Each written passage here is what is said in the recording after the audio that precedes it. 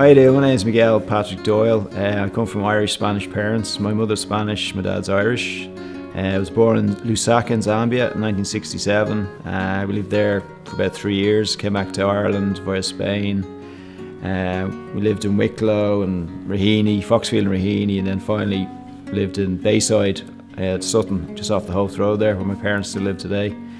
I lived there till it was about 2021. Did a bit of travelling myself, and I finally ended up in Donegal a few years back, about 6-7 years ago, and I discovered sculpting.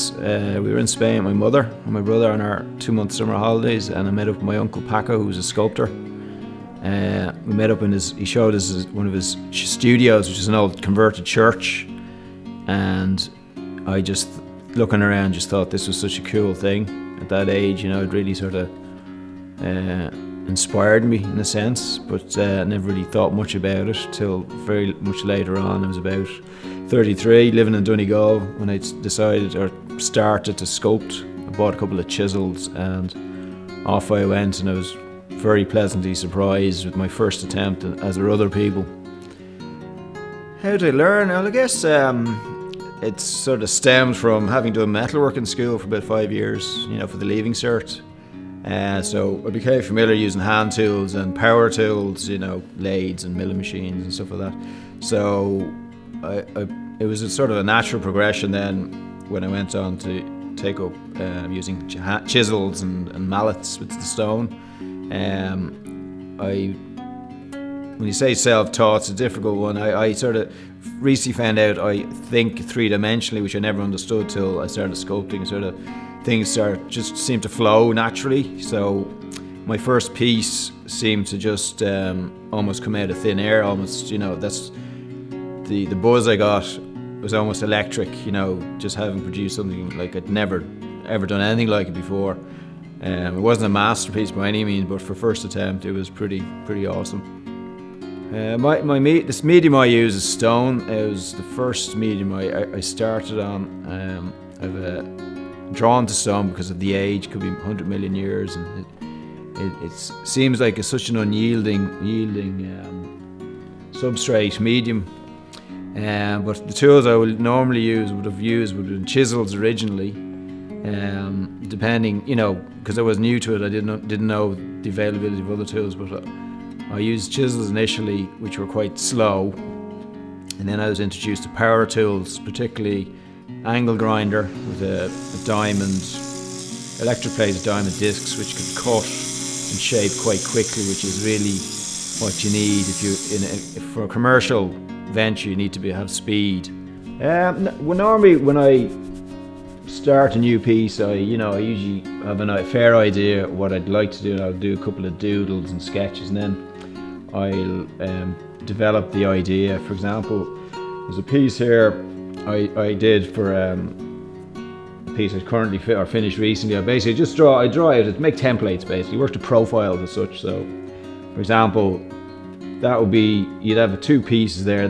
So basically that piece would be made from one piece of stone, like red marble, and this would be white marble. So I make them separately, and then the idea is this piece will then slot into this piece.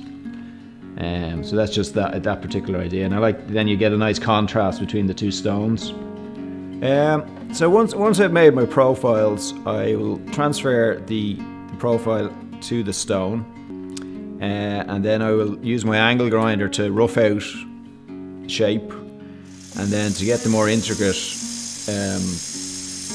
cutouts, I'll use my Dremel with the small diamond burrs, and then it's a process of pairing away till the 2 pieces marry or fit it together, not loosely. And then once that's done, then I'll take maybe 15 grades of sandpaper from coarse, 60 grit coarse, right up to 2000 fine, wet and dry, polish.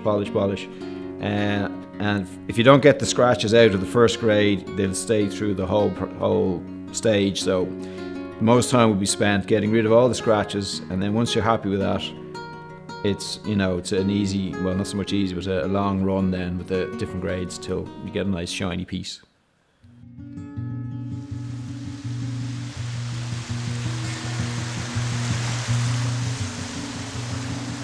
When I think about it, nature itself inspires me throughout all my work, in particular the wind, which creates the waves, which create the ripples in the sand.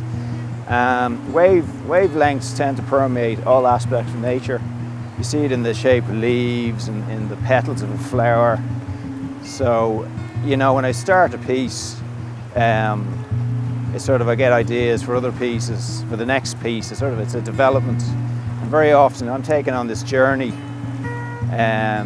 which I don't know the end till I actually get there, which gives me the thrill actually.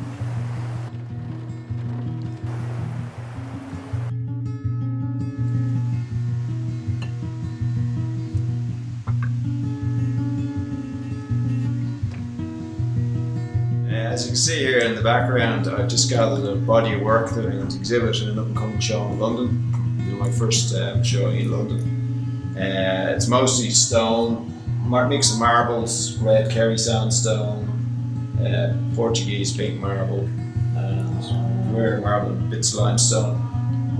This piece here is a bronze casting of the stone original in the background there. So I'm hoping to impress with these couple of pieces. Also, I'm just hoping to get some interest from London-based galleries, so fingers crossed.